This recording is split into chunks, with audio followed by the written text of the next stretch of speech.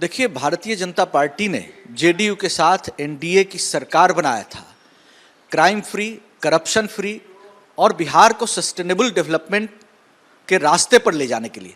लेकिन जिस तरीके से आरजेडी के साथ जेडीयू ने गठबंधन किया है, ये एक अनैतिक गठबंधन है और इस गठबंधन में कोई भ्रष्टाचार और अपराध पर कोई काबू करने के लिए इनके पास कोई मोडस ऑपरेंडी नहीं है। ये बात हम शुरू से ही कहते रहे और यही कारण है कि बेतिया में आपने देखा कि पुजारी की हत्या करके 100 लटका दिया गया, एक पत्रकार की जमुई में हत्या कर दी गई, दूसरा शोरूम में गार्ड की हत्या कर दी गई, बलात्कार की घटना पश्चिम चंपारण से आई है। तो इस तरह से आपराधिक तत्व अचानक जेडीयू आरजेडी की सरकार बनते ही स्वतः स्फूर्त जैसे वो शक्तिशाली नजर आ रहे हैं, समाज में लॉलेसनेस और क्योस क्रिएट कर रहे हैं। ये निश्चित तौर पर बिहार को रसातल के गर्त में ले जाने वाला है और आने वाले समय में बिहार की जनता सब देख सुन रही है, सबको सबक सिखाएगी। जिन लोगों ने अनैतिक गठबंधन किया है, भारतीय जनता पार्टी जनहित के मुद्दों पर जनता के लिए सड़क से सदन तक संघर्ष पहले की तरह जारी रखे। भारतीय जनता पार्टी जिन जिन इलाकों में वर्चस्व कायम कर रखा है, याद करिए पूर्व उप मुख्यमंत्री रेणु देवी के पुत्र ने किस तरह के कहर ढाए थे, पत्रकारों की हत्या मधुबनी में, उसमें संलिप्तता किसकी थी? भारतीय जनता पार्टी की। आप चले जाइए मोतिहारी में, वहां सामाजिक कार्यकर्ता, आरटीआई कार्यकर्ता की हत्या की, उसमें संलिप्तता किससे खुल के आई?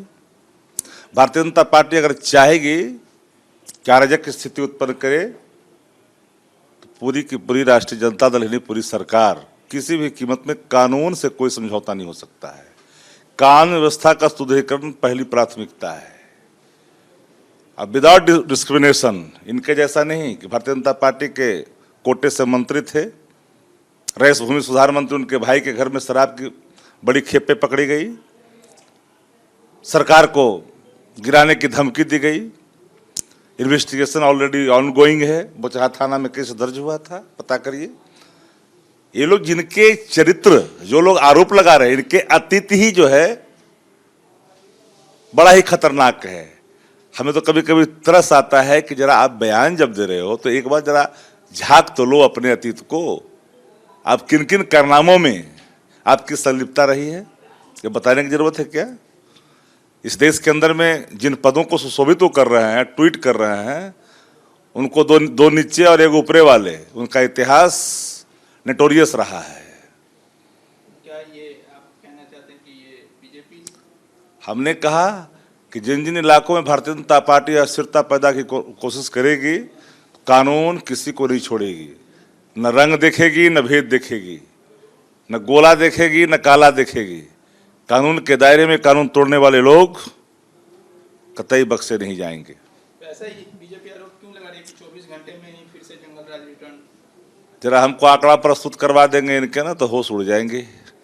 हाथरस में घटना भाजपा के लोग करते हैं, मीडिया को जिस तरह से अपमानित करते हैं, ये लोग किस बात से महाजंगल वाले बात करते हैं? भाई, ये तो राक्षस प्रवृत्तियां जिनकी स्वयं है, जिनके अंदर, वो क्या आरोप लगाएंगे? जो खुद का जिनके दामन दागदार हैं, आपराधिक जिनका इतिहास है, वो दूसरे पर क्या बात करेंगे?